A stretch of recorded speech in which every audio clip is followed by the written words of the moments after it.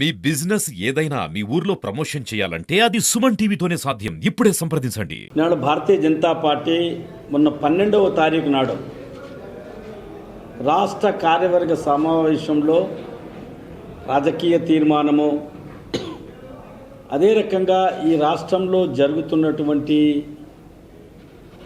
అనేక ప్రజా వ్యతిరేక చర్యల్ని ఎండగట్టి ఎలక్షన్ కన్నా ముందు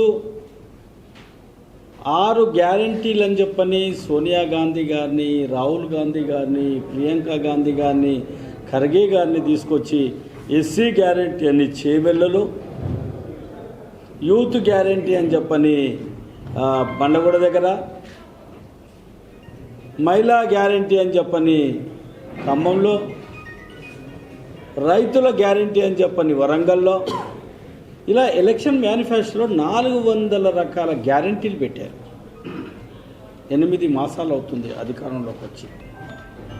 ఏం పట్టించుకుంటున్నారు అని దానిపైన చర్చ జరిగింది. 12వ తారీఖు నాడు ఈ విషయాలన్నిటి మీద కూడా చర్చించడం జరిగింది. ఆ చర్చనంతా కూడా క్రింది స్థాయి, పోలింగ్ బూత్ స్థాయి వరకు కూడా విషయాలన్నీ కూడా తెలియపరచాలి, ఉద్యమాలు చేయాలి. ప్రజా వ్యతిరేక చర్యలు పాల్గొంటున్నటువంటి ఈ కాంగ్రెస్ ప్రభుత్వాన్ని ప్రజల మధ్యలోకి ఈడ్చాలి, వాళ్ళు ఇచ్చిన వాగ్దానాలు వెంటనే నెరవేర్చాలని చెప్పని ప్రజల యొక్క మద్దతుతోని ఉద్యమాలు చేయాలని చెప్పని నిర్ణయం తీసుకోవడం జరిగింది. దాంట్లో ముఖ్యంగా మహిళలకు ఏమేమన్నాడు? తులం బంగారం ఇస్తానని ఎవరింట్లో పెళ్ళి అయినా కానీ, 1,1116 ఏదైతే కళ్యాణ లక్ష్యం ఉందో దాంతోపాటు తులం బంగారం ఇస్తానడు. ఎందుకు ఇవ్వలేదు? చదువుకునేటటువంటి అమ్మాయిలు, డిగ్రీస్లో చదువు 18 సంవత్సరాలు దాటినటువంటి అమ్మాయిలందరూ కూడా ఎలక్ట్రికల్ స్కూటీ ఇస్తానన్నాడు. ఎలక్ట్రికల్ స్కూటీ సుమారు 2 లక్షల రూపాయలు. అది ఆ అమ్మాయిలను మోసం చేశాడు. 2,500 రూపాయలు మహిళలకు పెన్షన్ ఏదైతే ఇస్తానాడో అది ఇవ్వడం లేదు. నిరుద్యోగులైనటువంటి యువకులకు, అలా యువతులు కూడా ఉంటారు, యువకులు కూడా ఉంటారు, వాళ్లకు 4,000 రూపాయలు నిరుద్యోగ భృతి ఇస్తానన్నాడు. ఎందుకని ఇవ్వలేదు? 5 లక్షల రూపాయలు ఎడ్యుకేషన్ గ్యారంటీ కార్డ్స్ ఇస్తానన్నాడు. ఎందుకని ఇవ్వలేదు? రైతులకు 2 లక్షల రూపాయలు రుణమాఫీ చేస్తానన్నాడు. ఇప్పుడు తిరకాసు పెడుతున్నాడు. బంగారం మీద లోన్ తీసుకున్నటువంటి వాళ్ళకి ఇవ్వము, 5 ఎకరాలకు 10 ఎకరాలకి ఇవ్వాలని చెప్పని దాంట్లో కమిటీ వేసి ఆ కమిటీలో నిర్ణయం తీసుకుంటామంటున్నాడు. కౌలు రైతులకు 15,000 ఇస్తానన్నాడు ఎకరానికి. ఎందుకని ఇవ్వడం లేదు? రైతు బంధు ఇవ్వడం లేదు. పవర్ కట్ ఏ రకంగా చూస్తున్నాం మనము. మీ నల్గొండలో కూడా పవర్ కట్ ఏ రకంగా ఆ ఇబ్బంది పడుతున్నారు ప్రజలు మనం చూస్తున్నాము. ఇలా 1-2 నాణ్యమైన విత్తనాలు లేవు. దోచుకుంటున్నారు. రైతులకు ఇస్తానటువంటి 500 రూపాయల బోనస్ ఎక్కడ పోయింది? ఇది నేను చెప్పడం కాదు, అన్ని చోట్ల మాట్లాడండి కదా. ఎందుకని చేయడం లేదు? విద్యార్థులకు నాణ్యమైన విద్య, డిఎస్పీ ఏమన్నాడు? 25,000 ఉద్యోగాలు నేను ఇస్తానని చెప్పాడు. 1:100 అని చెప్పాడు. క్లాస్ 2 వచ్చేసి 2,000 ఉద్యోగాలు అన్నాడు. క్లాస్ 3 వచ్చేసి 3,000 జాబ్స్ అన్నాడు. ఎక్కడ పోయినాయి? జూన్ 2 నాడు ఏ డిపార్ట్మెంట్లలో వేకెన్సీలు ఉన్నాయో అవన్నీ తీసుకొని నోటిఫికేషన్ ఇచ్చి సెప్టెంబర్ 17 వరకు 2 లక్షల ఉద్యోగాలు ఇస్తానని చెప్పాడు. మీరు మీ లైబ్రరీలో తీసుకోండి, వారు ఇచ్చినటువంటి స్పీచెస్. స్పష్టంగా తను మాట్లాడినటువంటి, రేవంత్ రెడ్డి గారు మాట్లాడినటువంటి మాటలు, మా ప్రభుత్వం వస్తుంది, శాస్త్రము దినమంతా బెత్తడినేసి సాయంత్రం కాగానే మొత్తం నేస్తానంట. 8 మాసాలు కావస్తుంది, ఇంకా 4 మాసాల్లో 2 లక్షల ఉద్యోగాలు ఎట్లిస్తావో చెప్పాలి ప్రజలకి. నాడు ఎంత మోసము, ఎంత దగ. ఈ మాటలు చెప్పే నువ్వు ఓట్లు తీసుకున్నావు. ఏమిటి భారతీయ జనతా పార్టీ అధికారంలోకి వచ్చేది? అబద్ధాల మాటలు భారతీయ జనతా పార్టీ చెప్పదు, ఉన్నది ఉన్నట్టు చెప్తాం. కాబట్టి వీటన్నిటి మీద కూడా మేము ప్రజల్ని చైతన్యవంతం చేసి జిల్లా స్థాయిలో కార్యవర్గ సమావేశాలు పెట్టుకొని జిల్లా స్థాయి నుంచి మండల స్థాయి కార్యకర్తల కార్యవర్గ సమావేశాలు కూడా మండల స్థాయిలో పెట్టుకొని బూత్ స్థాయిలో కార్యకర్తలందరినీ కూడా ఒక్క తాటి మీద తీసుకొచ్చి అక్కడ ఉన్నటువంటి ప్రజలకు అందరికీ కూడా ఈ విషయాలన్నింటిని కూడా స్పష్టంగా అవగాహన చేయించి ప్రభుత్వం దిగొచ్చేంత వరకు కూడా మా ఉద్యమాలు ఆగాయి. మా ఉద్యమం ఆగదు. నువ్వు ఎలక్షన్ మేనిఫెస్టోలో పెట్టినటువంటి అన్ని విషయాల మీద ఏమైంది? ధరణి ఏమైంది? ఎన్ని రోజులు వచ్చింది కమిటీ వేసి? ఎన్నిసార్లు కూర్చుని మీ కమిటీ? ఎన్నిసార్లు టీవీలలో చూసినాము? ఎన్నిసార్లు పేపర్లలో వచ్చింది, ప్రింట్ మీడియాలో? అయిపోతుంది, ఇది చేసినాం, అది చేసినాం. 2,25,000 మంది 2,25,000 మంది దరఖాస్తు చేసుకున్నారు ఈ ధరణి దానిపై. ఈనాడు కేంద్ర ప్రభుత్వమే ప్రతిదీ ఇస్తుంది. 5 కిలోల బియ్యం కేంద్ర ప్రభుత్వం ఇస్తుంది. నువ్వు రేషన్ కార్డు మీద ఏమైనా ప్రజలకు సబ్సిడీ మీద ఏమైనా ఇస్తున్నావా? 22 లక్షల మంది రేషన్ కార్డుల గురించి అప్లై చేసుకుంటే 5 కిలోల బియ్యము ఈ 22 లక్షల మంది ఎంత సఫర్ అవుతారో మీరు ఆలోచించండి. కేంద్ర ప్రభుత్వం, నరేంద్ర మోదీ ప్రభుత్వం ఇవ్వడానికి సిద్ధంగా ఉంది. ఎన్డీఏ ప్రభుత్వం ఇవ్వడానికి సిద్ధంగా ఉంది. ఆనాడు 10 సంవత్సరాలు కేసీఆర్ ఇవ్వకుండా చేసిండు. ఈనాడు 8 నెలల నుంచి దాని మీద అసలు ఊసెత్తడం లేదు. రైస్ మిల్లర్తో కుమ్ముక్కైనరు.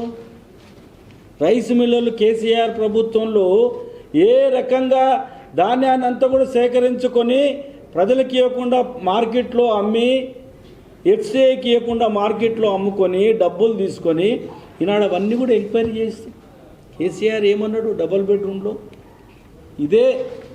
ఇదే ఉత్తమ్ కుమార్ రెడ్డి జిల్లా మంత్రి గారు, ఆనాడు కాంగ్రెస్ ప్రెసిడెంటు, నేను ఈయనని జైలు పంపిస్తా అని అసెంబ్లీలో స్వయాన మాట్లాడి, నేను కూడా అసెంబ్లీలో ఉన్నా, ఉత్తమ్ కుమార్ రెడ్డి గారు కూడా కూర్చున్నారు. సిబిఐ ద్వారా ఎంక్వైరీ చేపించి, ఏసీబీ ద్వారా ఎంక్వైరీ చేపించి ఈ యొక్క ఇందిరమ్మ ఇళ్లలో జరిగినటువంటి అవకతవకలన్నిటి మీద సమగ్రమైన దర్యాప్తు జరిపించి 1,000 కోట్ల రూపాయలు దీంట్లో అవినీతి జరిగింది. ఇదే ఉత్తమ్ కుమార్ రెడ్డి నేను పంపిస్తానని చెప్పిన, జైలు పంపిస్తానటువంటి వ్యక్తి ఏమైంది అన్నాడు? ఎందుకు పంపలే కేసీఆర్? అంటే కాంగ్రెస్లో ఉన్నటువంటి ఎమ్మెల్యేలందరినీ బీఆర్ఎస్లో పంపించి టెలిఫోన్ ట్యాపింగ్ ఎందుకు నువ్వు ఈనాడు బయటకు మాట్లాడు? అధికారుల మీద ఎందుకు చర్యలు అవుతున్నాయి? ఉడాలో ఉన్నటువంటి బాలకృష్ణని తీసుకుపోయి నువ్వు జైలు వేసినావు. అసలు ఆ బినామీ పేరు మీద ఉన్నటువంటి వాళ్ళ వెనకాల ఉన్నటువంటి రాజకీయ నాయకులు ఎవరు, వాళ్ళ మీద ఎందుకు చర్య తీసుకోవడం లేదు? అంటే వాళ్ళ ఎమ్మెల్యేలు మళ్ళీ ఇక్కడ పంపిస్తే చర్య ఏది ఉండదు. ఎట్లయితే కేసీఆర్ చేసిండో అట్లా ఈనాడు రేవంత్ రెడ్డి గారు చేస్తున్నారు. దొందే. నువ్వు అప్పుడు దోచుకున్నావు కదా, నేను ఇప్పుడు దోచుకుంటాను, నాకు ఇప్పుడు మద్దతు పలుకు. నువ్వు అప్పుడు దోచుకున్నావు కదా, నీకు అప్పుడు మద్దతు పలికినా. ఇదా? దీని గురించా మీరు రాజకీయాల్లో ఉన్నది? దీని గురించా బంగారు తెలంగాణ ఆలోచించింది? దీని గురించా 1,200 మంది ఆత్మాహుతైలు తెలంగాణ రాష్ట్రం గురించి? దీని గురించా 1969లో ఒకటే రోజు హ్యాబిట్స్ బృందావన హోటల్ ముంగట 369 మంది ఫైరింగ్ చేస్తే చనిపోయినారు 1 గంట సేపట్లో. 369. ఇది చరిత్ర. దీని గురించా ఈ తెలంగాణ మనం అనుకున్నది?